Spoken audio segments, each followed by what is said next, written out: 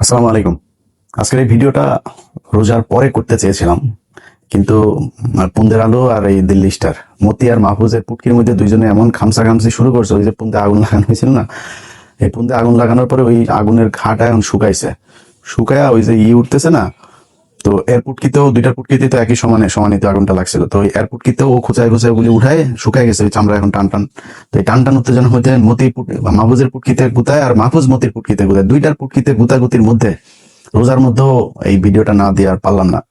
তো আমি কিন্তু আমার এখানে ইফতার টিফতার শেষ হয়েছে, এখন 7:30 বাজে রাত।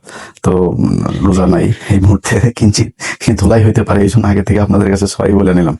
কিন্তু শুয়োরের বাচ্চা, আজকে এই বিএনপি ক্ষমতায় আসার পর থেকে, বিশেষ করে এই ক্ষমতায় আসার পর থেকে সে নতুন করে সে আগের নিউজগুলো, ওই এক বাঞ্ছত আছে ওই যে ওর শিল্পকর্ম বানিয়েছে, শিল্পকর্ম বানায় তারপরে তারা কি করে প্রতিদিন নিউজে, প্রতি ঘন্টায় ঘন্টায় নিউজ।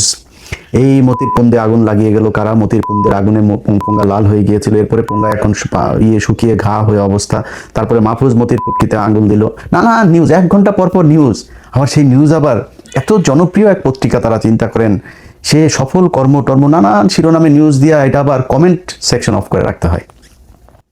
এই হয়েছে তাদের অবস্থা।